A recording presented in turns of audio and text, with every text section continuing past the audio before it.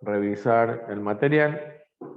Bien, nosotros habíamos quedado la clase anterior en la explicación de lo que es una ecuación diferencial parcial, lineal y cuando era homogénea, ¿no? Entonces, una de las cosas que se les había indicado es que una ecuación diferencial se denomina lineal cuando los coeficientes de los elementos de las derivadas y de la misma variable independiente son funciones de las variables independientes, ¿no?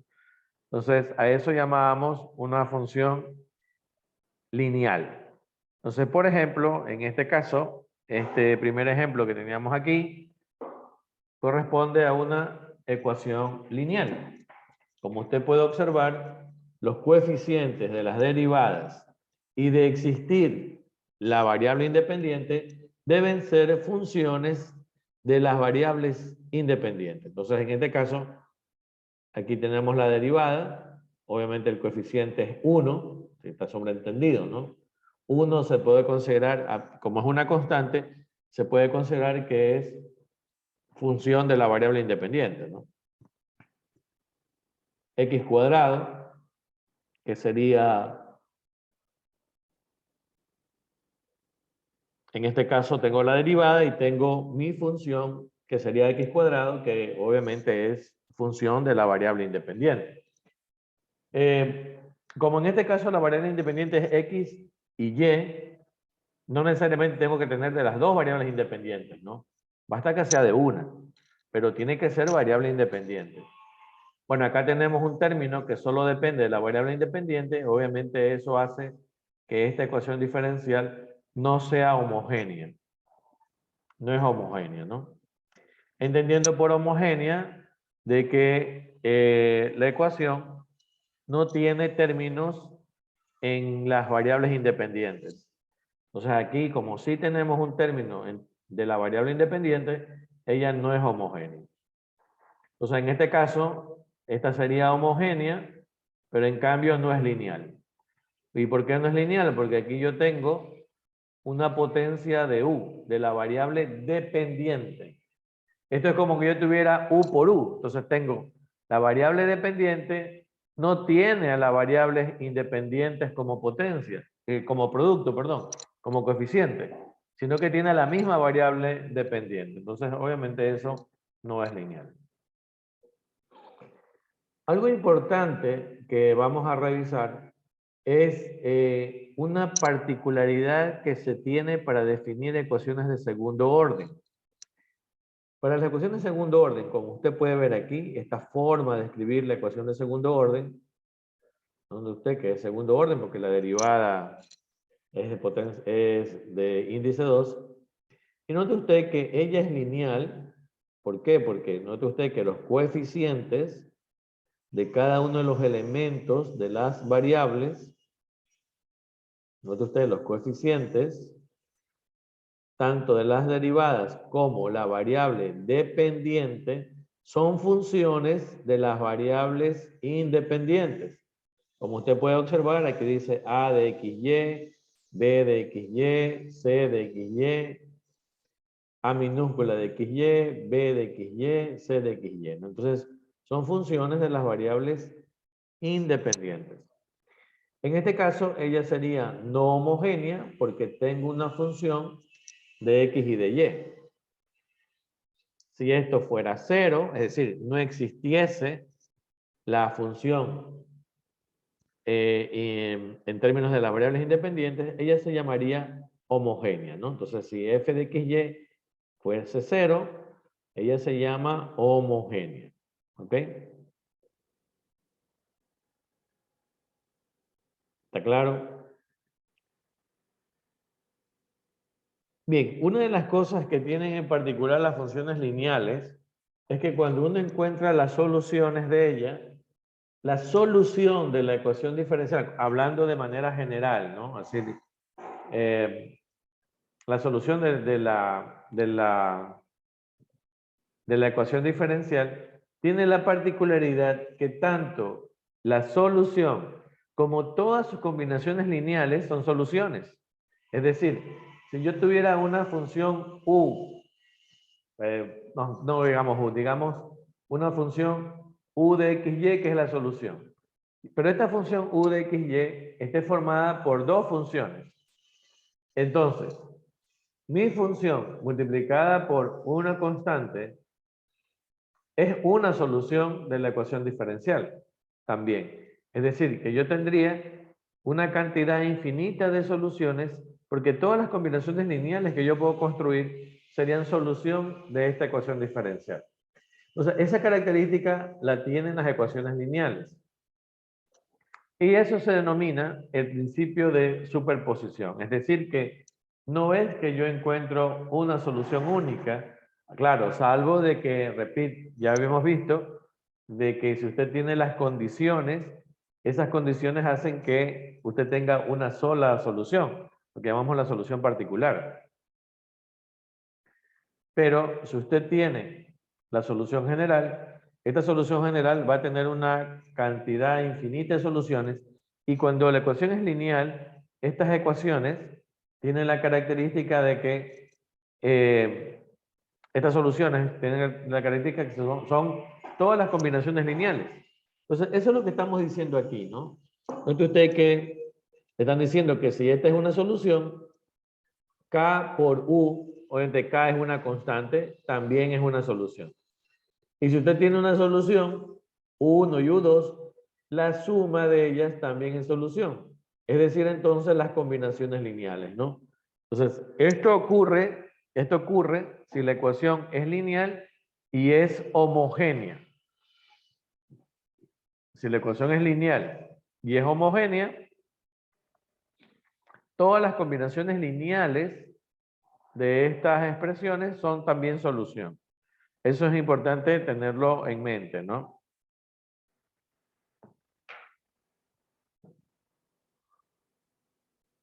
Entonces, eso es lo que estamos indicando aquí, ¿no? Entonces, debe tener usted en consideración que toda ecuación que sea lineal y que sea homogénea va a tener como característica que todas las combinaciones lineales que uno puede formar con las soluciones son también solución. ¿Ok? Eso ocurre siempre en este tipo de ecuaciones diferenciales.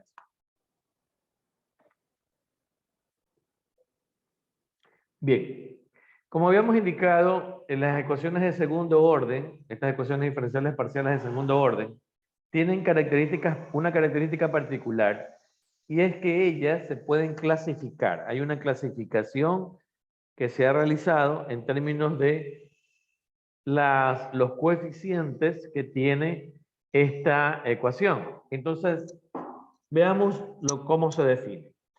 Note usted que aquí tenemos nuestra ecuación de segundo orden lineal, ¿no? Lineal. Recuerde que esto es lineal. Entonces se dice que ella es hiperbólica, en una región donde está definida, ¿no? Donde se defina la ecuación, perdón, donde se defina la ecuación, y obviamente donde también está definida la solución. Ella se dice que es hiperbólica si el término b cuadrado menos ac es mayor que 0. Entonces, note usted que esta construcción va a depender de qué elementos son los coeficientes de la ecuación. Básicamente, como usted puede observar, son los elementos de las segundas derivadas. Estos elementos de las segundas derivadas son los que van a definir cómo se llama la ecuación. Entonces, se llama hiperbólica si b cuadrado menos a por c es mayor que 0. Se llama parabólica si b cuadrado menos ac es igual a 0. Y se llama elíptica si b cuadrado menos ac es menor que 0. Entonces, esta característica que permite definir a estas ecuaciones diferenciales es muy importante tenerlas en mente porque este conjunto o esta tipología, más bien esta tipología de ecuaciones diferenciales, son las que vamos a analizar en las siguientes clases. Nosotros vamos a plantear modelos de resolución para las hiperbólicas, para las parabólicas y para las elípticas. Entonces, ellas, sí, la mayoría de las aplicaciones que se tienen de las ecuaciones diferenciales de segundo orden están clasificadas de acuerdo a qué tipo de ecuación son. Y por lo tanto, entonces, necesitamos entender esta clasificación porque a posterior se va a plantear cómo resolverlas dependiendo de qué tipo son. Entonces, es muy importante tener claro cómo identifico a la ecuación diferencial, ya sea para poder determinar si ella es hiperbólica, si ella es parabólica o si ella es elíptica. ¿Ok? Entonces, esta clasificación y esta manera de determinar el tipo de ecuación diferencial es muy importante. Bueno, aquí vamos a un ejemplo. Note usted, nos dicen que estas ecuaciones, recuerden que tienen que ser de segundo orden, ¿no? Porque si no, no se pueden definir. No están definidas para primer orden ni para tercer orden. Estas están definidas solo para segundo orden. Así que la ecuación tiene que ser de segundo orden para poder determinar qué tipo de ecuación diferencial es. Entonces aquí, por ejemplo, nos dicen que esta ecuación y esta ecuación son hiperbólicas. ¿Ok? Veamos qué significa que sea hiperbólica. Vamos otra vez a la anterior diapositiva. Hiperbólica significa, voy a ponerlo aquí al ladito para hacer el análisis. Note usted que hiperbólica significa que, voy a ponerlo acá en un costadito, que b cuadrado menos ac debe ser mayor que 0. Eso significa que sea hiperbólica, ¿no? Bien, entonces vamos a pasar a la otra diapositiva.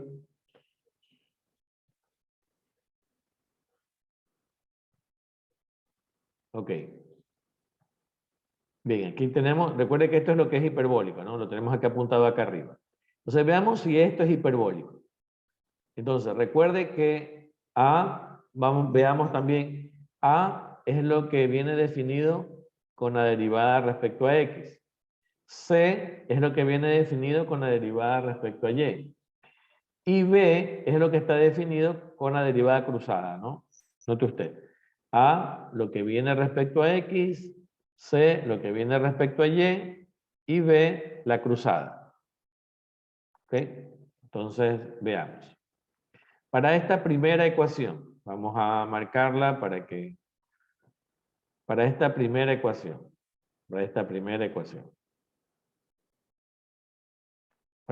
ecuación, ¿cuánto vale A? ¿Cuánto vale A? 1. 1, muy bien. ¿Cuánto vale B?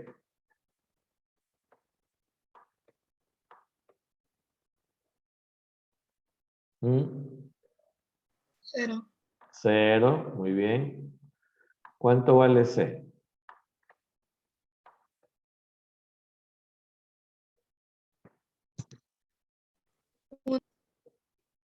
1. Menos 1. Entonces, ahora sí, con estos datos voy a calcular, ¿no? Entonces esto sería C al cuadrado menos A, que vale 1, ¿cierto? Por C, que vale menos 1. Esto debe ser mayor que 0. Obviamente vemos que esto es verdad, esto es verdad, esto es una equivalencia a una verdad, es verdadero, por lo tanto ella es hiperbólica. ¿Está bien? ¿Se entiende cómo se determina qué tipo de ecuación es? ¿Está claro? ¿Alguna duda, alguna pregunta? Es muy sencillo, ¿no? ¿Por qué ese fue 0, profe? ¿Perdón? ¿Por qué ese es 0? Es menos 1. Porque, ¿cómo está definida la ecuación? ¿Cómo está definida la ecuación?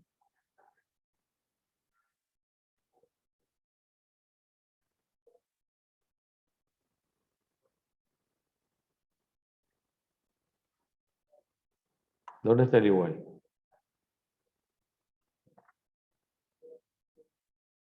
¿Sí, dónde está el igual? Sí. Ok. Entonces, acá, ¿dónde está el igual? ¿Qué tengo que hacer con este término? Hacerlo al otro lado. Y entonces ahí, ¿cuánto vale ese? Sí, sí, menos 1. Ok, Gracias. ya. Bien. ¿Alguna otra duda? ¿Se entiende? ¿Está claro cómo identifico la ecuación? Ok. Bien, vamos a borrar esto porque obviamente necesitamos, si no, vamos a hacer la segunda, ¿no? Tenemos ahora que es parabólica. Ok. Veamos, que para que sea parabólica, recuerde que para que sea parabólica necesitamos que b cuadrado menos AC sea igual a 0. Esto es lo que define la parabólica. Entonces, nos dicen que esta de aquí es parabólica. Dicen que esta ecuación es parabólica. ¿Ok? Entonces, ¿cuánto vale A? ¿Cuánto vale A para esta ecuación? 0. 0, muy bien. ¿Cuánto vale B? 0 también. 0 también, muy bien. ¿Cuánto vale C? Menos 1. Vale menos 1, muy bien. Entonces, ¿yo qué tendría? 0 al cuadrado menos 0 por menos 1. ¿Y cuánto me va a quedar todo eso? Obviamente todo eso me va a quedar 0. Entonces, esto de aquí es verdad. Esto es equivalente a una verdad. Por lo tanto, ella es parabólica. ¿Está bien? ¿Se entiende? Ok, veamos entonces, vamos a borrar. No borrémoslo así, mejor borrémoslo así, para que no se borre todo, porque no queremos que se borre esto. Ay, caramba, se borró. Y borremos. Ahora vamos, nos dicen que esta es elíptica. A ver, entonces, ¿cuándo es elíptica? Cuando b cuadrado menos a por c es menor que 0. Ahí es elíptica. Entonces, veamos cuánto vale aquí cada uno de estos valores. A, ¿cuánto vale?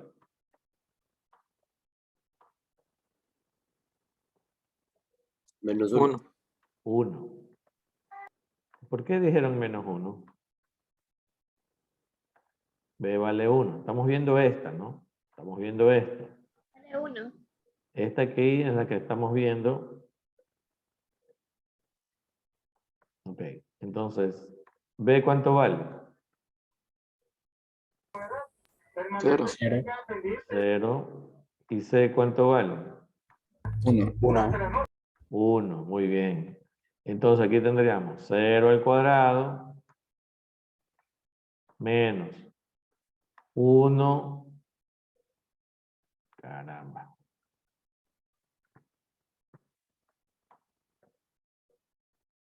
Sería entonces, se me fue la A acá, 1 por el 1 que también vale C, ¿no? Y esto debe ser menor que 0. ¿Cuánto nos queda esto? Nos queda menos 1, lo cual es verdad. Menos 1 es menor que 0. Por lo tanto, esto es verdadero. Esto es verdadero. Y esta es una elíptica. ¿Está bien? ¿Alguna pregunta? Así determino cómo es la ecuación. Pero recuerde, esto siempre es para segundo orden. Si no es de segundo orden, no existe estas cosas. Esta clasificación es para segundo orden, nada más. Bien, borremos esto de aquí. Veamos lo que ocurre con esta que está acá. con esta que tenemos aquí, ¿no? Entonces, note usted que si queremos ver qué es lo que tienen estos elementos, ¿cuánto vale A para esta ecuación?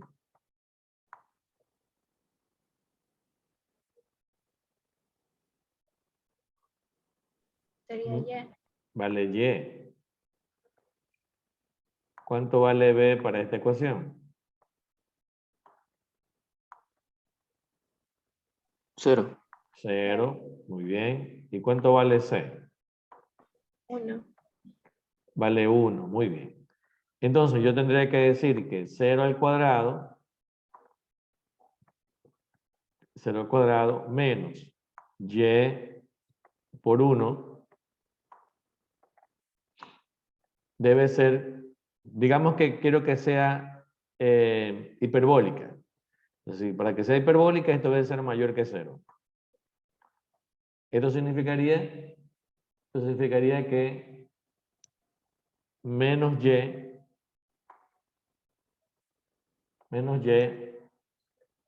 tiene que ser menor que 0.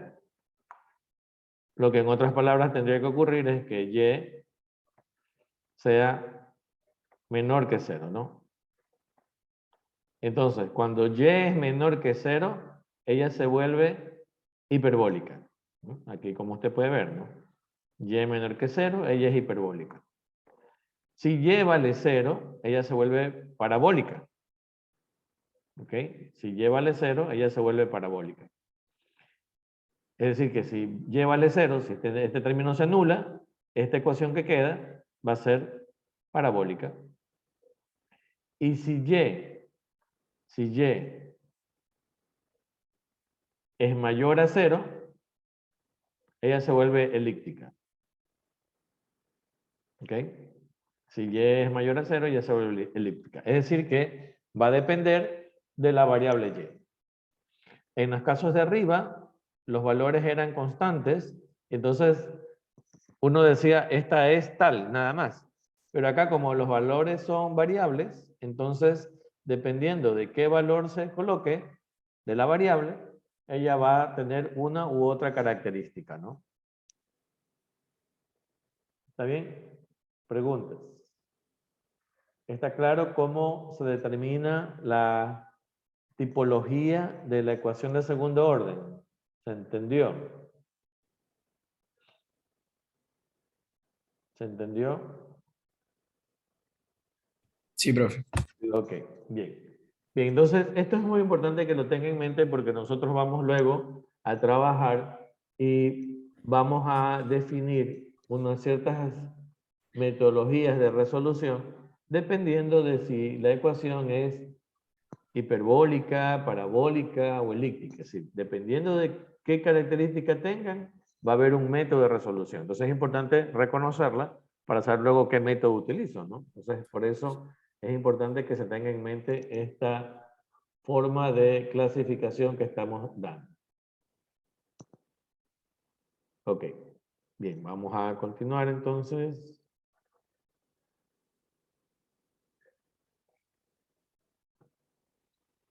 Bien, a continuación vamos a ver lo que se denomina el problema de Sturm-Liouville. Sturm-Liouville.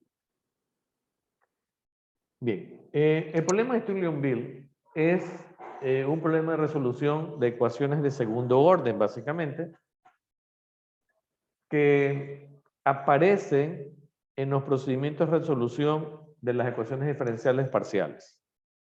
Entonces, note usted que el problema está definido por una ecuación ordinaria, no es parcial. Note usted, esta es la definición que ya la vamos a analizar un poco más, pero como usted puede notar en las derivadas no son parciales, son derivadas de una sola variable. Es decir, que son ecuaciones diferenciales ordinarias. ¿Ok? Son ordinarias. Entonces, no vaya a pensar de que este es un procedimiento para resolver ecuaciones diferenciales parciales. No. Este es un procedimiento que aparece, sí, cuando uno va a resolver una ecuación diferencial parcial. Sí, aparece como un método que nos va a permitir resolver una parte de la ecuación diferencial. pero no es básicamente que resuelva la ecuación diferencial, el método, ¿no? Es parte del método. Bien, entonces, ¿a qué se denomina el problema de Sturgeon-Weave? Se denomina a un problema conformado por una ecuación diferencial de segundo orden lineal homogénea. Esto es muy importante, ¿no? Note usted que la ecuación tiene que ser lineal homogénea. ¿Ok? La ecuación tiene que ser lineal homogénea de segundo orden. Esa es la característica que debe tener el problema de Sturgeon-Weave. ¿Ok? Entonces, como usted puede ver, aquí tenemos la segunda derivada, ¿no? Aquí está la segunda derivada, porque tengo una derivada, acá está la otra. Entonces, tengo la de segundo orden, finalmente, ¿no? Tengo dos derivadas. Primera derivada, segunda derivada. De una expresión, bueno, la expresión no es, digamos así, de que uno tiene que recordarla, porque es una expresión, pero que debe tener esta ecuación diferencial, que notes que es lineal, y es homogénea. ¿Quién hace aquí de variable independiente, por cierto? En esta ecuación, ¿quién es la variable dependiente y quién es la variable independiente?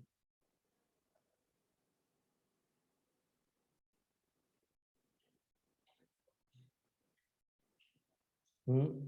La independiente es X. La independiente es X y la dependiente Y. Y, ¿no? Note usted que, ¿por qué es lineal?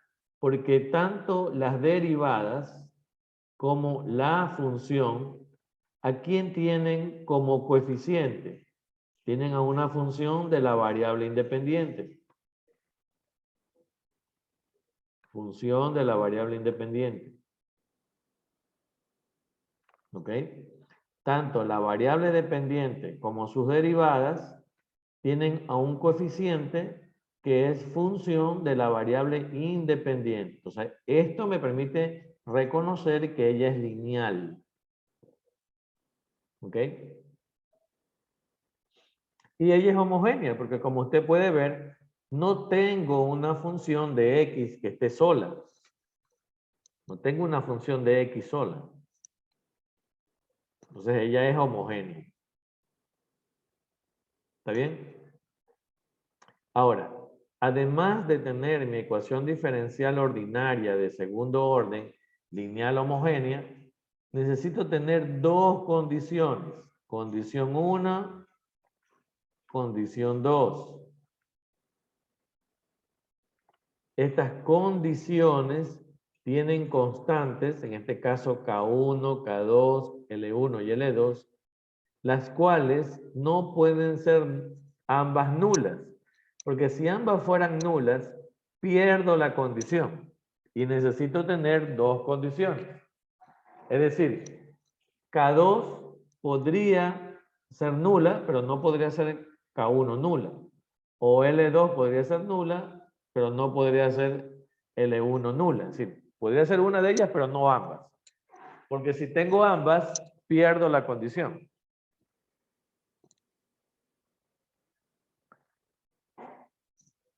Bien. Ahora, note usted que de todo lo que se muestra aquí, hay este término, si ve, este término que no se habla aquí. Ya vamos a ver qué significa ese término. Pero la estructura del problema de Sturgeon-Weave básicamente es una ecuación diferencial de segundo orden, lineal homogénea, en donde se plantean dos condiciones. ¿Ok? Dos condiciones. Esa es la estructura del modelo de Sturgeon-Weave. Se repito. ¿Qué es el problema de Sturgeon-Weave? Un problema donde está planteada una ecuación diferencial de segundo orden ordinaria. Note usted que esta es ordinaria, es una ecuación diferencial ordinaria de segundo orden que es lineal homogénea y que tiene dos condiciones. Como usted puede ver, dos condiciones. ¿Está bien? Estas condiciones, note usted que aquí en estas condiciones tenemos derivadas, ¿no? la primera derivada, además de la función, ¿no? Tenemos la función, pero también tenemos la primera derivada de la función. Bueno, la primera derivada de la función, si uno recuerda de las clases de cálculo, la primera derivada de una función representa, desde el punto de vista físico, una tasa de cambio. Generalmente, como estos problemas van a tener que ver con una variable física, estas derivadas van a representar velocidades o tasas de cambio. Pueden ser flujos, ¿no? Normalmente, para, como quise englobarlas de una manera general, digamos que son tasas o razones de cambio. ¿Okay? Entonces, cuando hablamos de estas derivadas, estamos hablando de tasas o razones de cambio.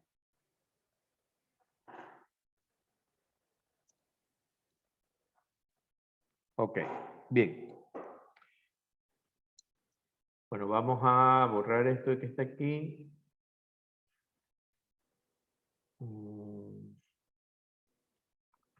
Bien, una cosa importante también es notar que en general suele estar definido sobre el conjunto, sobre un intervalo finito. No es obligatorio, pero en este caso se lo ha definido sobre un dominio acotado, ¿no? Es decir, A y B son valores finitos, entonces está en un intervalo acotado.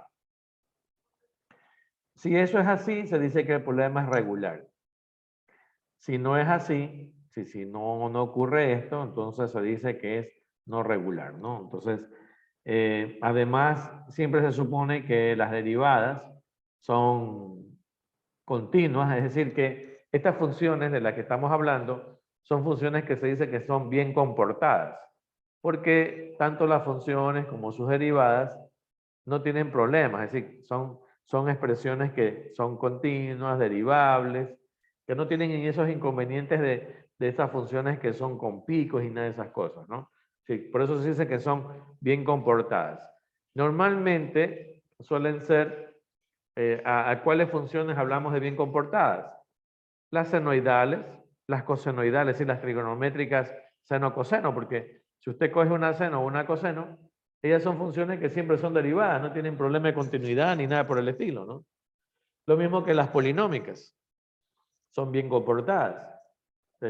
Coge cualquier función polinómica, pues ella tiene sus derivadas, son continuos, no tienen ningún problema.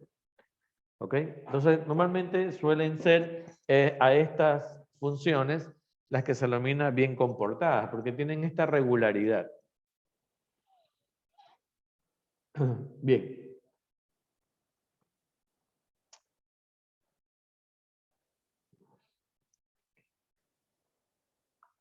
Pero, ¿qué es lo que nos interesa básicamente a nosotros a más de esta clasificación? Nos interesa saber qué significa este valor de lambda.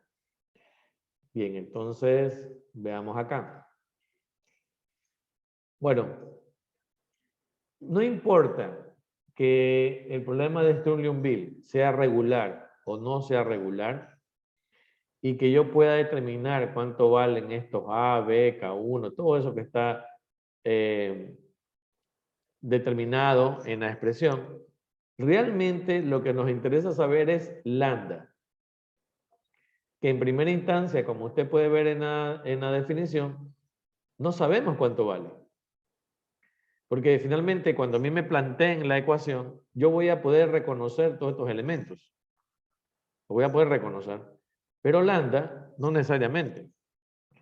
Y entonces lambda se denomina el valor propio del problema de Sturgeon-Will. Y cuando aparece, o cómo determino, o cuándo determino ese valor propio, siempre debe ser cuando usted resuelve la ecuación diferencial con solución no trivial. Ok, entonces, el valor de lambda, que es lo que se denomina el valor propio del problema de Sturgeon-Will, va a aparecer cuando usted considera que resuelve a la ecuación diferencial, pero con soluciones no triviales. ¿A qué se refiere con una condición trivial, una solución trivial? ¿A qué se refiere? ¿A qué se dice una solución trivial? ¿Mm?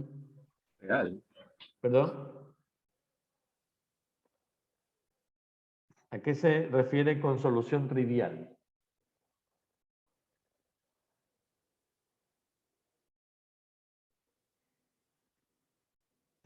En que todas las respuestas son ceros. ¿O no? No, no toda la respuesta. La respuesta es cero. Eso es trivial.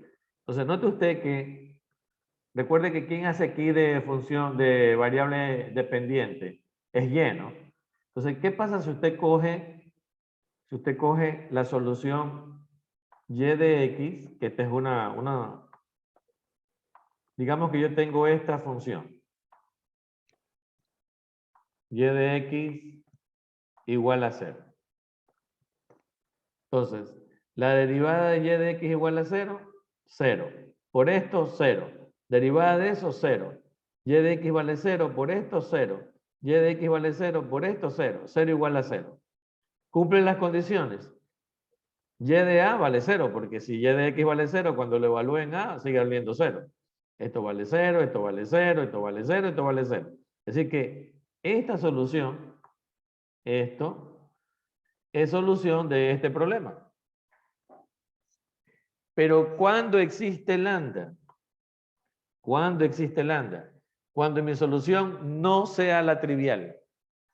Entonces, yo necesito determinar que mi solución de este problema de Sturgeon-Will no sea la trivial.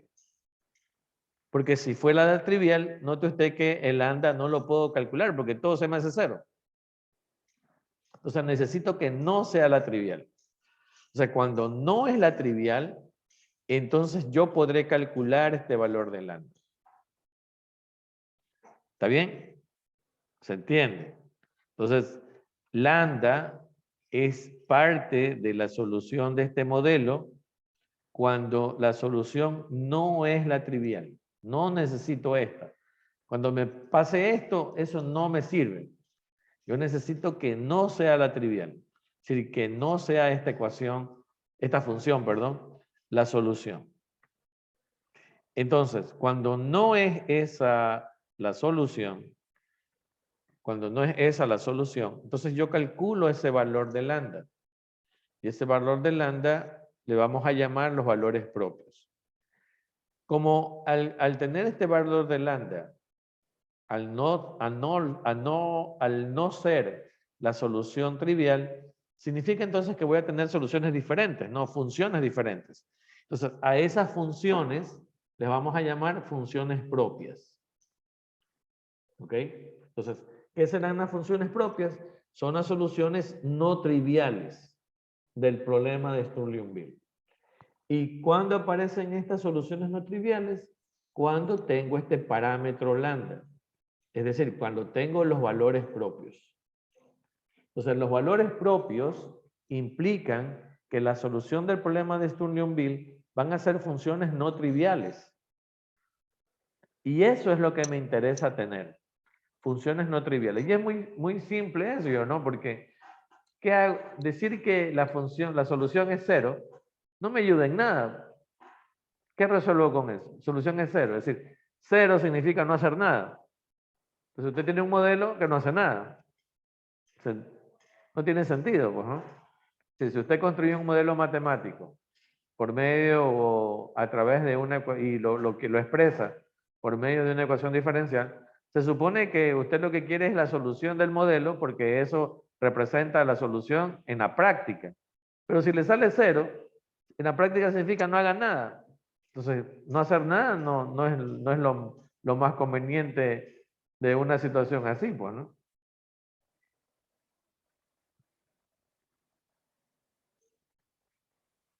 ¿Alguna pregunta? ¿Está bien? ¿Se entiende entonces qué es el valor propio y qué es la función propia de un problema de Sturgeon-Will? ¿Se entiende? ¿Dudas? Ahora bien, note usted que estamos definiendo tanto a lambda k y a las funciones como phi de k. Es decir, en general, lo que queremos indicar es que al decir de k o al ponerle un subíndice, significa que no hay un valor propio, sino que hay k valores propios. Y no hay una función propia, sino que hay k funciones propias. Es decir, que no es que tenemos una solución, tenemos infinitas soluciones y por lo tanto, y tenemos también infinitos valores propios. O sea, cada valor propio va a estar relacionado con una función propia.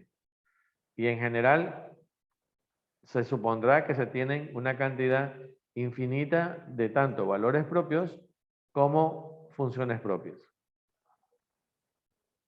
¿Ok?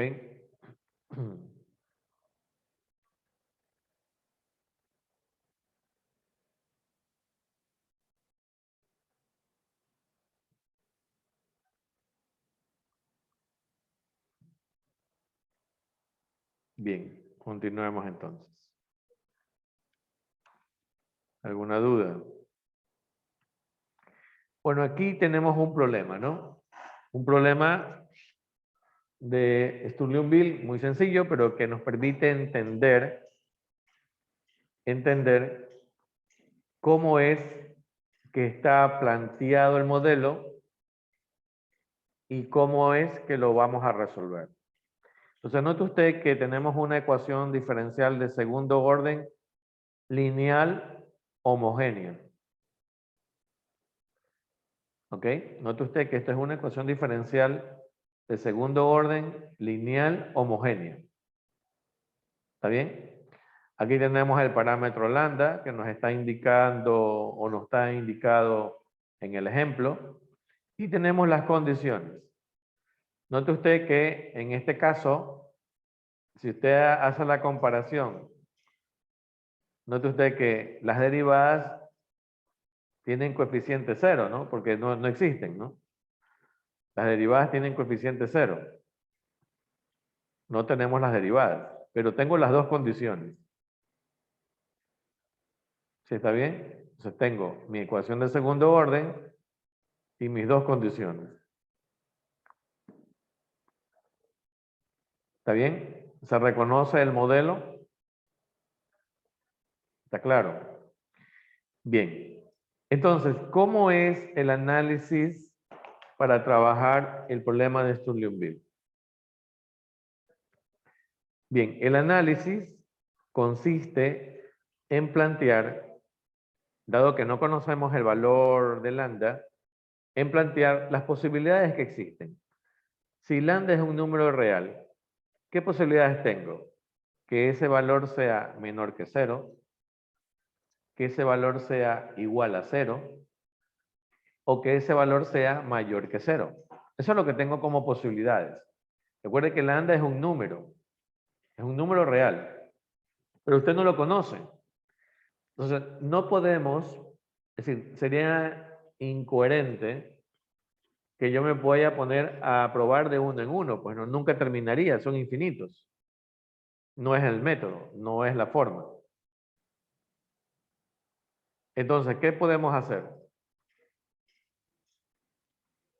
Separarlo en tipos o casos o clases, como usted le quiera decir, a este valor de lambda. Entonces, una forma de clasificar, que es la más adecuada, es tomar cuando este número sea menor que 0, cuando este número sea igual a 0, o cuando este número sea mayor a 0. Entonces, vamos a clasificar de esa manera y vamos entonces a analizar qué ocurre en cada una de estas situaciones. ¿Está bien? Entonces, veamos el caso 1. Digamos que lambda sea menor a 0. Si lambda es menor a 0, entonces yo aquí tendría... Recuerde que esta es una ecuación de segundo orden, ¿no? O sea, aquí es muy importante recordar cómo usted resolvía las ecuaciones lineales homogéneas de coeficiente constante, porque si lambda es un número y estamos diciendo que es negativo ese número, entonces, ¿cómo tendría usted la ecuación? Si usted recuerda, usted tendría así, ¿no? Digamos que vamos a llamar R, ¿qué tendríamos? R al cuadrado. Como este número estamos diciendo que es negativo, sería menos lambda igual a 0, ¿no? Esta sería mi ecuación característica, ¿no es cierto? De donde entonces mis dos soluciones, R1, R2, sería igual a más, bueno, vamos a poner en orden, vamos a ir en orden para que usted lo recuerde. Entonces, ¿qué significa esto?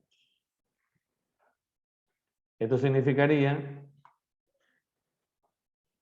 que R cuadrado es igual a lambda, ¿no es cierto? De donde entonces mis dos raíces o soluciones de esta ecuación característica serían más menos raíz de lambda, ¿no es cierto? Entonces, si estas son mis soluciones, ¿cómo es mi solución general? Mi solución general, digamos una X mayúscula, que la estamos marcando aquí, de X, de la X minúscula, que sería la variable, sería igual a una constante, llamémosla C1, E a la raíz de X, de la raíz de lambda, perdón, raíz de lambda X, más una C2 menos raíz de lambda X. Esta sería mi solución general, ¿no? ¿Sí lo recuerdan? ¿Sí recuerdan cómo resolver la ecuación de coeficientes constantes de segundo orden? Bueno, aquí solamente está considerado el hecho de que se le ha puesto más y pasa con menos, ¿no? Pero es la misma historia, ¿no? Es lo mismo que está acá arriba. Ya considerando que el lambda es negativo, ¿no? Yo consideré de una que el lambda es negativo, pero si usted considera aquí que el lambda es negativo, obviamente le va a quedar positivo, pues, ¿no? ¿Está bien? Entonces, voy a usar mis soluciones, perdón, mis condiciones. Debo usar mis condiciones para hallar la solución, ¿no? Entonces, cuando x vale 0, vamos a ponerle acá, aquí grande, vamos aquí. Cuando x mayúscula,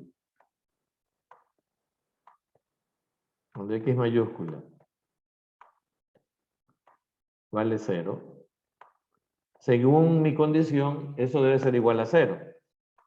En mi reemplazo, en mi solución, si vale 0, esto vale 1, si vale 0, esto vale 1. Así que me queda C1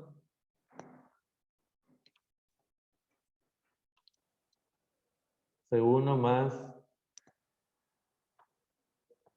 C2, ¿no es cierto? Igual a 0. ¿No es cierto? Eso no me quedaría. Si yo evalúo en 0, me va a quedar esto, E a la 0 que vale 1, E a la 0 que vale 1. Aquí me olvidé poner la E, perdón. E a la 0 que vale 1. Entonces me va a quedar C1 más C2 igual a 0. ¿Está bien? Cuando reemplace XL que también vale 0, XL que también vale 0, entonces ¿qué me va a quedar? Me va a quedar aquí la L, está la L, ¿no?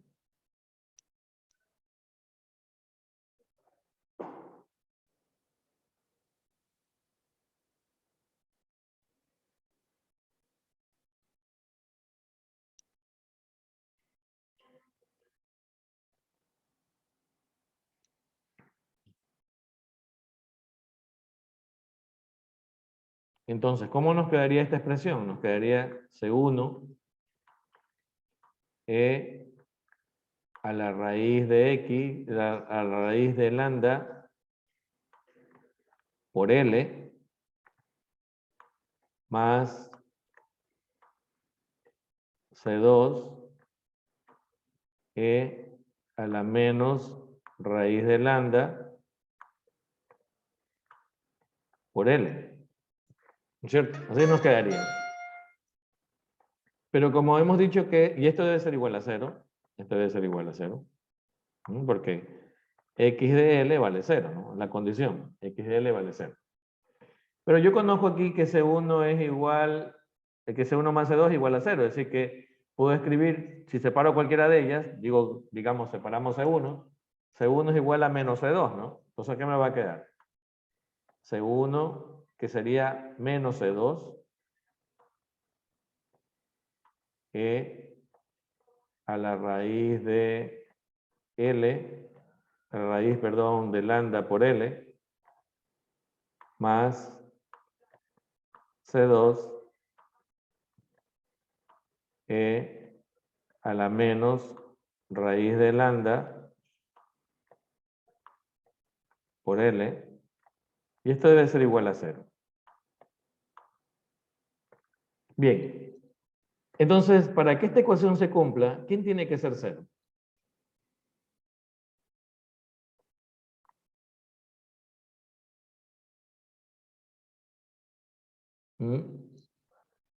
¿Quién debe ser 0 para que esta ecuación se cumpla? C2. C2, ¿no es cierto? Porque el E no puede ser 0. La expresión 0 es una asíntota para E.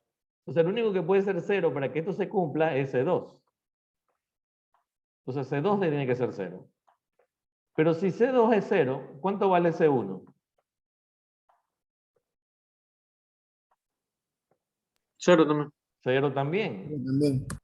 Entonces, como la solución era esta que está aquí, si C1 vale 0 y C2 vale 0, ¿cuánto vale la función?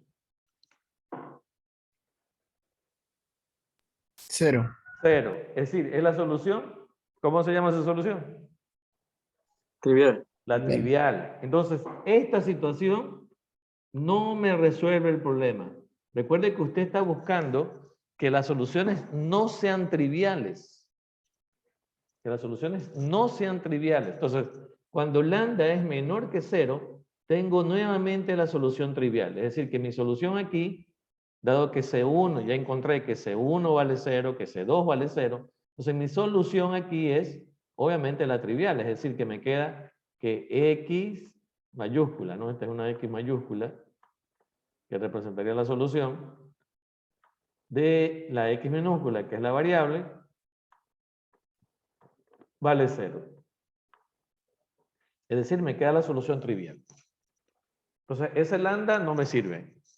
El lambda que va a resolver el problema no es uno que sea menor que 0. ¿Ok? ¿Se entendió todo el proceso que se hizo?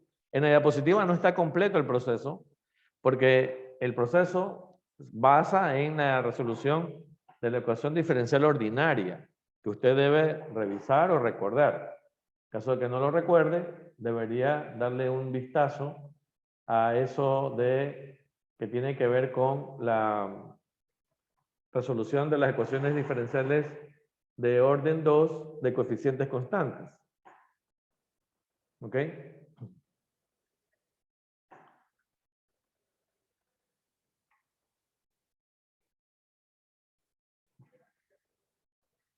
Bien. Entonces, está claro por qué este caso 1 no me sirve. No es el que busco. Está claro. Preguntas.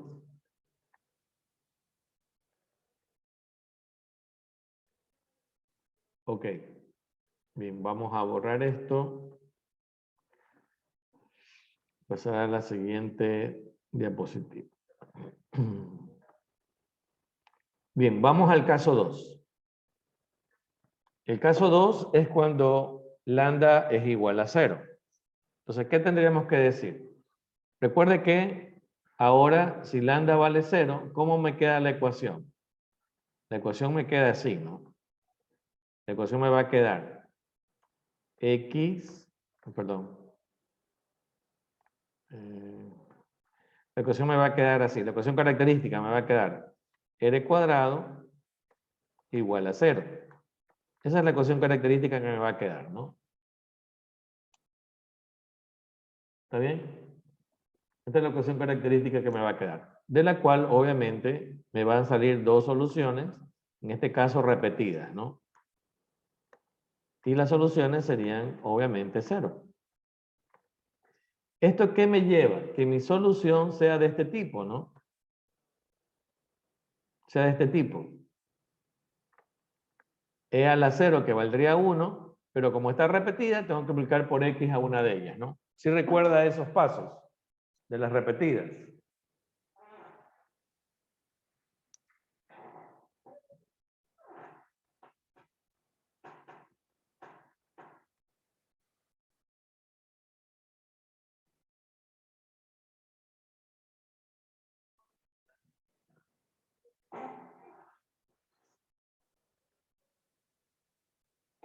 Bien, entonces, como esta es mi solución, otra vez voy a reemplazar mis condiciones, ¿no? Cuando vale 0, bueno, aquí hay un error porque este aquí no debería ser. Aquí falta por 0. C1 por 0, porque x vale 0, ¿no? C1 por 0 más C2, lo que me daría de esta ecuación que C2 es igual a 0. ¿Ok? Cuando reemplazo L, yo tendría C1 por L, y aquí sería por L vale 0. Pero como ya encontré que C2 vale 0, entonces esto vale 0, y como esto vale 0, L se supone que es un valor constante, ¿no? Entonces, ¿qué tendría que ocurrir? Que C1, para que se cumpla la ecuación, tendrá que ocurrir que C1 también valga 0. Entonces, si C1 y C2 valen 0, ¿cuál es la solución? Entonces, mi solución es otra vez la solución trivial. Otra vez la solución trivial. Entonces significa que cuando lambda vale 0, no tiene otra vez importancia este valor porque nuevamente me da la solución trivial. Recuerde que usted anda buscando que la solución de la ecuación diferencial no sea la trivial. Eso es lo que anda buscando. Cuando no es la trivial, entonces usted puede definir estos valores propios que le van a entregar las funciones propias. ¿Está claro? En este caso, otra vez, bajo la situación de que lambda vale 0, otra vez tengo soluciones triviales. Y entonces, con soluciones triviales, no me satisface, no es lo que ando buscando, no es lo que estamos tratando de que ocurra en el modelo. ¿Está bien? Bien, finalmente, entonces voy al caso 3, en donde voy a suponer que lambda es mayor que 0. Si lambda es mayor que 0, entonces yo voy a tener lo siguiente, ¿no? Yo voy a tener que r cuadrado más lambda, mi ecuación característica, ¿no? Más lambda, c igual a 0. Esta es mi ecuación característica. Dado que estoy suponiendo que lambda es mayor que 0. Esto me va a quedar entonces que r cuadrado es igual a menos lambda. ¿Ok? Por lo tanto, entonces, mis soluciones, ¿cuáles serían? ¿Cuáles serían mis soluciones aquí? Sería R1, 2 igual. ¿Cuánto sería? ¿Qué es lo que tendría que poner?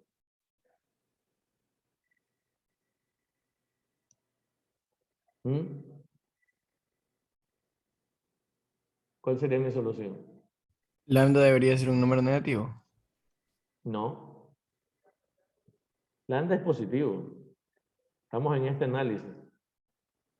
Si lambda es positivo. Pero ¿cuál es la solución de esta ecuación diferencial? De esta ecuación algebraica, perdón. Compleja. ¿Pero cuál sería? Lambda I. No lambda ahí.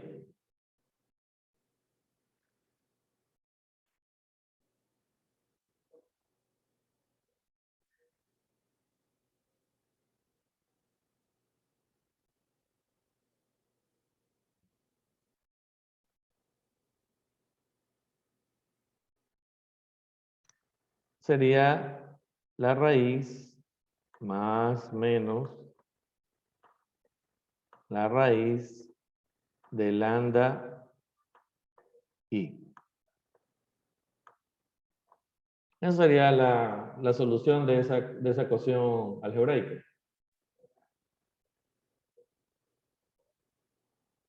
¿Ok? Y si es esta la solución, ¿cómo escribo la solución de la ecuación diferencial? Obviamente, esta es la solución de la ecuación diferencial, ¿no? Esta es la solución de la ecuación diferencial.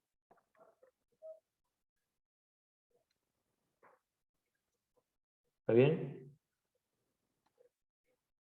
Entonces, como esta es la solución, pues tengo mis respectivos valores. Recuerde que x1, entonces c1, aquí no es 1, sino por 0. Ah, perdón. Evaluando el 0, ¿no? Porque, déjenme borrar esto.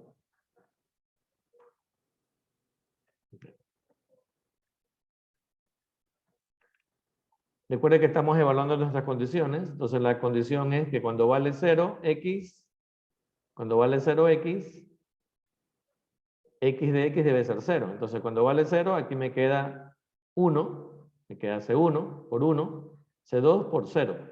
Es decir, que aquí me va a quedar que, de esta ecuación, me queda que C1 vale 0. ¿No es cierto? Se reemplazo la segunda condición cuando x vale L. Entonces C1 coseno raíz de lambda por L más C2 seno raíz de lambda por L. Pero yo ya conozco que C1 vale 0. Es decir, entonces que me va a quedar este lado igual a 0, ¿no? Va a quedar este lado igual a 0. Porque ya sé que C1 vale 0 y esto se hace 0, pues no, esto se hace 0. Porque C1, ya encontré que C1 vale 0. Entonces, ¿qué pasa aquí? Para que esto tenga solución, ¿qué debe pasar? Para que esto tenga solución, ¿qué debe pasar? ¿Mm? Para que esto se cumpla, ¿qué tiene que ocurrir? ¿Ah? El Browniano tiene que ser 0. No tiene nada que ver el browniano. Díganme aquí, ¿qué tiene que pasar para que esto sea 0? Aquí está la ecuación. No vea esto, que no tiene nada que ver. Es decir, no es que está mal, pero solo vea aquí. ¿Qué tiene que pasar para que esto sea igual a 0? Que C2 Que sea C2 sea 0. Pero ¿qué pasa si C2 vale 0? Digamos, ok, C2 vale 0. ¿Qué ocurre? C1 vale 0, C2 vale 0. ¿Qué ocurrió? se vuelve a Tenemos ser la trivial. Y ya se me terminaron los casos. Este es el último. Lambda solo puede ser menor que 0, igual a 0 o mayor que 0. Es decir, si yo digo que C2 vale 0, no me sirve de nada. He pasado el tiempo y no hice nada, no logré nada. Por lo tanto, no puedo decir que C2 vale 0. Entonces, ¿qué tengo que decir? ¿Quién vale 0 en cambio? ¿A qué tengo que decir? ¿Cuál es el valor para que esta ecuación se cumpla? ¿Qué tendré que decir? Tendré que decir que el seno de la raíz de lambda por L sea 0. Porque si yo digo que C2 vale 0, Otra vez C1 vale 0, C2 vale 0, la solución trivial y no logré nada. Y eso, yo no quiero eso porque yo ando buscando la situación en que, que la ecuación me entregue soluciones no triviales. Si yo vuelvo a decir que C vale 0, otra vez tengo el problema de la trivial. Pero tengo una opción.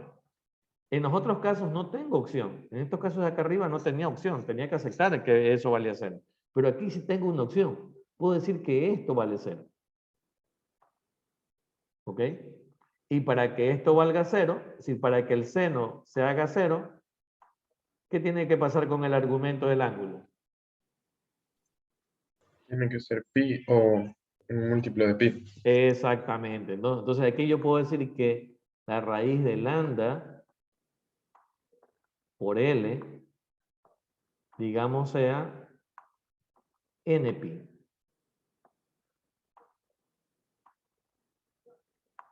¿No es cierto? Donde n tiene que ser un número entero. Tiene que ser un número entero. Pero entonces aquí ya puedo sacar lambda, ¿no? Mire usted, y ahí diría, ¿cuánto vale lambda? Tengo que elevar al cuadrado, ¿no es cierto? Y me va a quedar npi sobre L al cuadrado. Y ya tengo lambda. Ya encontré mis valores propios.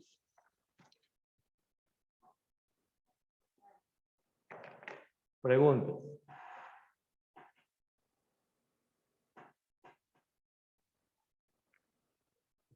Como usted puede ver, la cantidad de valores propios es infinita, porque son todos los enteros, ¿no? Cualquiera de esos enteros que yo puedo colocar ahí, me va a producir un valor de lambda diferente. ¿Ok? Me va a producir un valor de lambda diferente. Bueno, realmente, inclusive, si usted nota que como es al cuadrado, tranquilamente los n es simétrico, ¿no? Porque cuando valga n1 es lo mismo que cuando valga n-1, ¿no? Porque como voy a poner n1, me va a quedar pi al cuadrado sobre l cuadrado. Y cuando ponga menos 1, me va a quedar pi al cuadrado sobre l cuadrado. Entonces son simétricos. Pero tengo una cantidad infinita de lambdas. ¿Está bien? Bueno, lo que está acá abajo no es el browskiano, por si acaso. ¿Ah? No es el browskiano que un compañero dijo, el browskiano. No, esto no es el browskiano. Esto es lo que está haciéndose aquí. Note usted que este es un sistema de ecuaciones lineales, homogéneo. Entonces, lo que está poniéndose aquí es el determinante de esta matriz. ¿No? Es decir, si lo veo esto como un sistema de ecuaciones lineales y este es el determinante. No es el browskiano, por si acaso. Es solamente el determinante que le dice a usted, para que este sistema tenga solución, ¿qué debe pasar para que este sistema es homogéneo? ¿Qué debe pasar para que este sistema tenga infinitas soluciones? ¿Ah?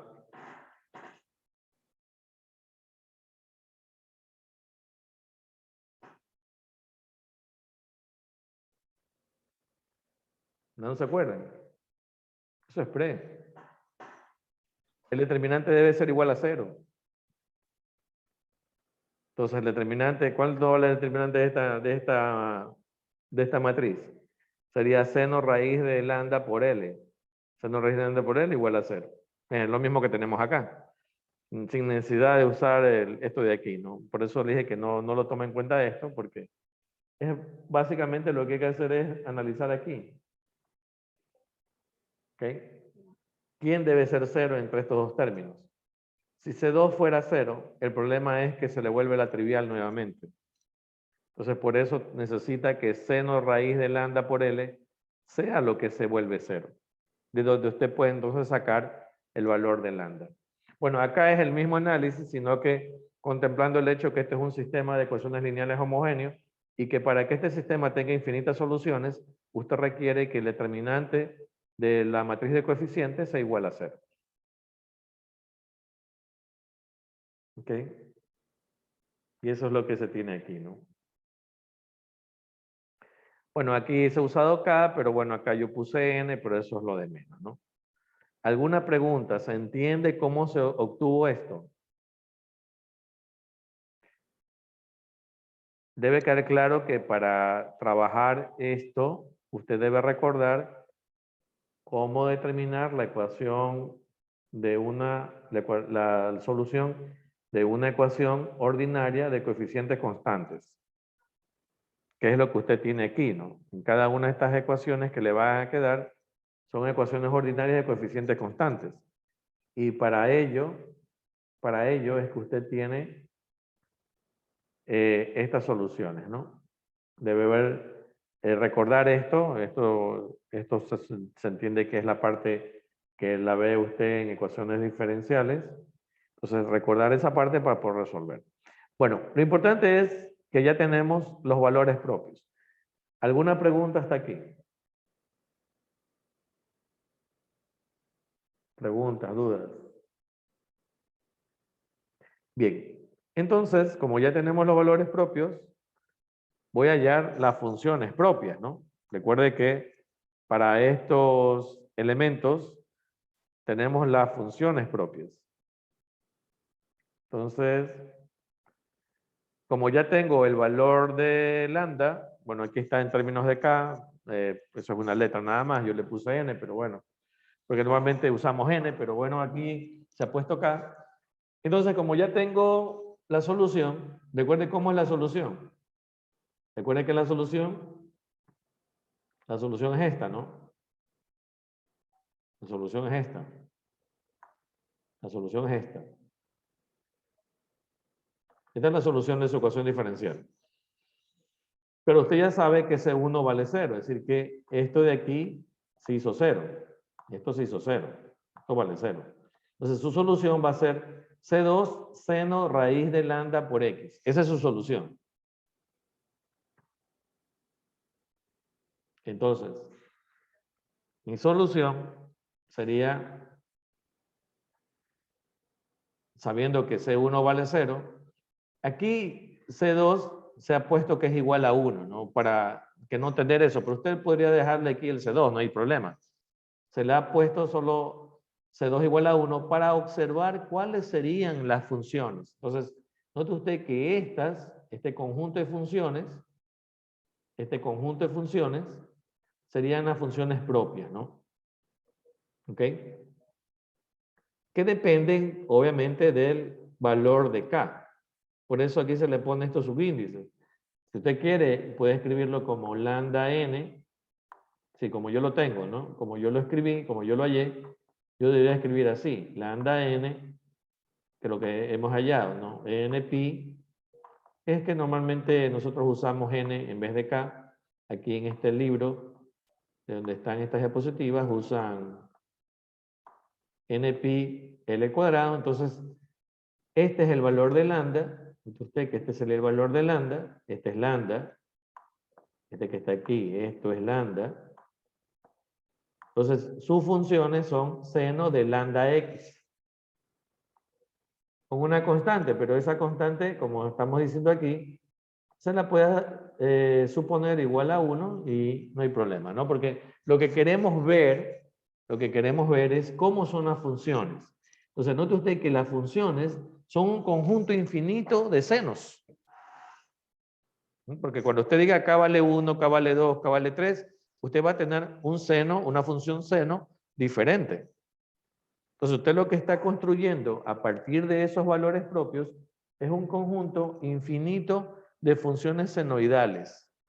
A todo ese conjunto de funciones senoidales las llamamos las funciones propias, ¿no? O sea, tengo mis valores propios y tengo mis funciones propias. ¿Está claro? Preguntas. Y bueno, claramente esta es una solución no trivial, pues no, porque no es la función 0. Es una función senoidal.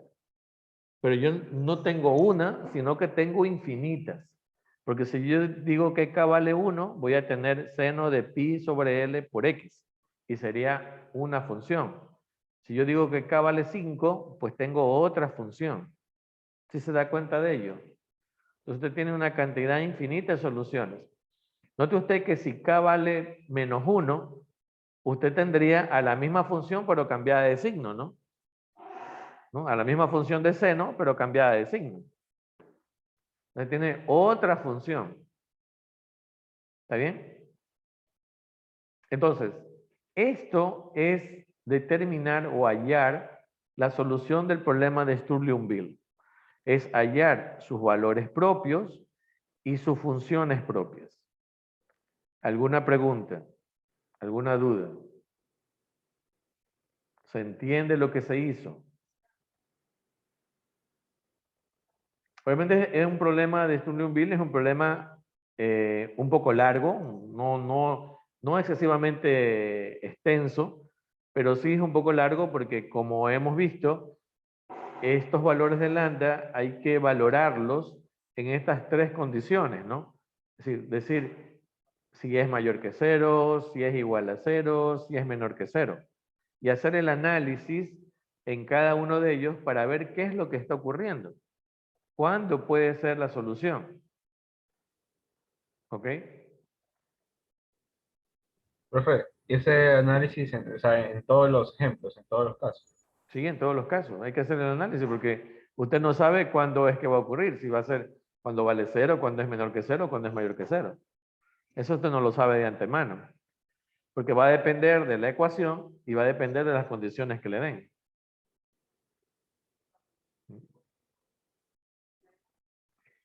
Entonces, es conveniente que usted tenga claro que para resolver este tipo de problema, usted tiene que hacer el análisis de esos tres casos que se mencionan, ¿no? Esos tres casos que se mencionan, que es la manera en que generalmente trabajamos. Es decir, como ese valor de lambda es un número real y no sabemos su valor, pues tenemos que buscar la manera de clasificarlo, si lo queremos decir así, y una forma de hacerlo es como se ha mostrado, ¿no? Que valga 0, que sea diferente, que sea mayor que 0 o que sea menor que 0. ¿Alguna pregunta? Recuerde que el objetivo es que para cada una de esas situaciones usted está tratando de encontrar las soluciones no triviales. Si usted obtiene la solución trivial, no sirve de mucho, no sirve de nada, no de mucho, no sirve de nada hallarla, ¿no? Porque ahí no puedo encontrar los valores propios. Tengo que tener solución no trivial. ¿Alguna duda?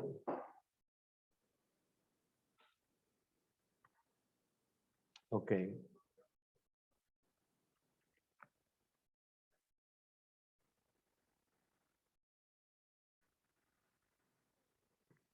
Bien, para terminar, vamos a indicar el concepto de función ortogonal, que esto aquí básicamente ya lo hemos revisado, porque vimos anteriormente que las funciones trigonométricas, seno, coseno, tienen la característica de ser ortogonales, solo que aquí se está ampliando un poco la definición, utilizando también aquí, como usted puede ver, una función r de x, que nosotros normalmente la suponemos unitaria, es decir, que esta r de x vale 1, para tener lo que anteriormente habíamos ya definido, ¿no? El producto de dos funciones.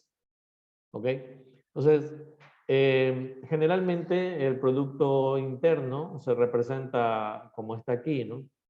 Es decir, con los nombres de las dos funciones con una coma, entre paréntesis, es decir, como que fuera un par ordenado, pero estas ym y yn son funciones, como usted puede ver, ¿no? Son funciones. Son funciones. Y la norma, que también se define, es la raíz de el producto interno. En este caso, este producto interno definido de esta manera, ¿no? Entonces, se dice que estas funciones son ortogonales cuando el producto interno vale 0. Esta función r de x normalmente nosotros la asignamos unitaria. ¿no? Unitaria. Así la vamos a trabajar nosotros en el curso. Pero aquí está una definición general que podría tomar cualquier valor, pero nosotros normalmente la asignamos constante igual a 1. Bien, entonces tenemos aquí la norma de la función. Recuerde que ym es una función. Ym es una función, recuerden, son funciones. Entonces, la norma de la función no es más que la raíz del producto interno sobre la misma función, ¿no? Note usted que aquí está definido entre ym y n, dos funciones diferentes. M y n son diferentes. Aquí estamos diciendo que es para la misma función, mm. Entonces, si es la misma función, esto sería el cuadrado, porque estoy multiplicándolas, ¿no? Por eso está aquí el cuadrado. Rm sería 1, igual que en el caso anterior, ¿no? Bien. Algunas veces esto se escribe de esta manera, con el llamado símbolo de Kronecker, que no más es porque, note usted que cuando son ortogonales vale 0, y cuando no lo son, su norma es unitaria. Entonces, aquí se dice que es de norma unitaria cuando vale 1. Ese conjunto que es ortogonal y de norma unitaria, se le denomina un conjunto ortonormal. Entonces, ¿qué significa ortonormal? Significa que usted tiene un conjunto de funciones, en este caso, si estuviéramos en el álgebra lineal, diríamos de vectores. Recuerde que las matrices, los polinomios, las funciones, los arreglos de Rn, en general se llaman vectores, ¿no? Bueno, en este caso, ya particularizando un poco en estas funciones, entonces lo que tendríamos aquí, que estas funciones formarían un conjunto ortonormal si tenemos que si usted coge dos funciones, su producto interno vale 0, eso significa que es ortogonal, y si usted coge a la función y le saca la norma, su norma vale 1. Entonces, eso significa que es de norma unitaria. Entonces, esas dos condiciones, ortogonalidad y norma unitaria, es lo que se llama un conjunto ortonormal. ¿Ok? Entonces, conjunto ortonormal significa que el conjunto está formado por funciones que son ortogonales, es decir, que si usted coge dos funciones y le aplica el producto interno, eso vale 0.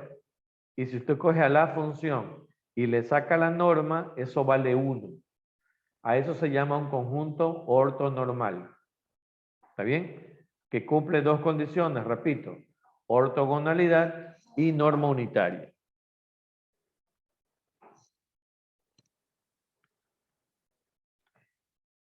Las funciones, por ejemplo, las senos, las funciones senos, miren, este conjunto de funciones senos con diferente argumento, es un conjunto ortogonal. ¿Ok? Es un conjunto ortogonal. ¿Por qué? Porque si yo cojo en el intervalo de menos pi a pi, ¿no? En este intervalo de menos pi a pi. Recuerde que habíamos dicho que en todo intervalo simétrico eso va a ser 0, porque estas son funciones impares. Entonces, como son funciones impares, en un intervalo simétrico ellas se anulan. Entonces, es lo mismo que usted diga de menos 2pi a 2pi, de menos 3pi a 3pi, es decir, mientras sean intervalos simétricos ya se van a anular. Entonces, en este intervalo, estas funciones son ortogonales, ¿no? Su producto interno, note usted que el Rx vale 1. Normalmente eso vamos a trabajarlo así. Perdón, el Rx vale 1. Entonces, note usted que el producto interno, que es el producto de las dos funciones, en el intervalo definido, vale 0. Entonces, ¿qué me está diciendo eso? Que estas funciones seno de mx, donde m vale 1, 2, 3, etc., son funciones ortogonales. Pero note usted que al sacarle la norma al vector, es decir, a la función, ¿no? Sacarle la norma a la función, el resultado sale pi, no sale 1. no sale 1. Entonces, este es un conjunto ortogonal, pero no es ortonormal. Porque para que sea ortonormal, la norma debería ser 1. Y aquí la norma me sale raíz de pi. Entonces que esto vale pi, pero como está al cuadrado, tengo que sacarle la raíz y me queda raíz de pi. ¿Está bien? Entonces la norma es raíz de pi. Si yo quiero construir entonces el conjunto ortonormal, ¿qué es lo que tendré que hacer? A cada elemento lo debo dividir para la norma. Entonces, como usted puede ver, por eso está dividido aquí para raíz de pi. Entonces, este conjunto que está acá, este conjunto, obviamente infinito, porque aquí están todas estas funciones, ¿no? Seno de x, seno de 2x, seno de 3x, pero sobre raíz de pi es un conjunto ortonormal. ¿Ok? Ese es un conjunto ortonormal. Entonces, el conjunto como tal, el conjunto de todas estas senos, de todos estos infinitos senos, es un conjunto ortogonal. ¿Por qué? Porque si hago como usted puede ver aquí, hago la integración del producto interno, ¿no? Este producto interno que se está definido con esta integral, hago la integral en este intervalo simétrico, el resultado vale 0. Eso significa que estas funciones son ortogonales. Pero al sacar la norma me sale raíz de pi, no me sale 1, me sale raíz de pi. Pero si yo cojo esa norma y la divido, cada elemento, cada función, lo divido para esa norma, entonces ahí sí la norma de este nuevo vector, de esta nueva función, vale 1. Entonces ahí sí hago un conjunto ortonormal. ¿Ok? Entonces el conjunto ortonormal se lo ha construido a partir de conocer la norma de cada función y dividir cada función para esa norma. Entonces, eso es lo que se ha hecho aquí. Y así construimos un conjunto ortonormal. Conjunto ortonormal. ¿Está claro? ¿Alguna pregunta?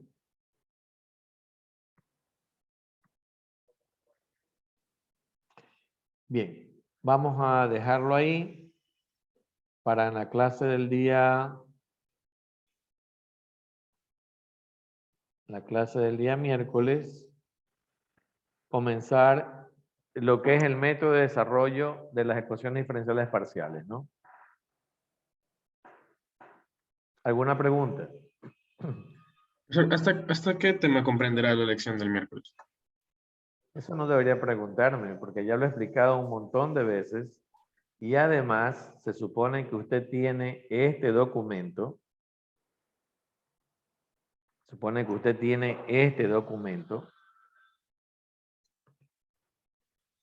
y que debería tomarse la molestia de revisarlo. Y en este documento, ¿qué le dicen? ¿Cuál es la lección? Ok, muchas gracias. Ok. Este documento usted lo tiene desde el inicio del semestre. ¿Alguna otra duda?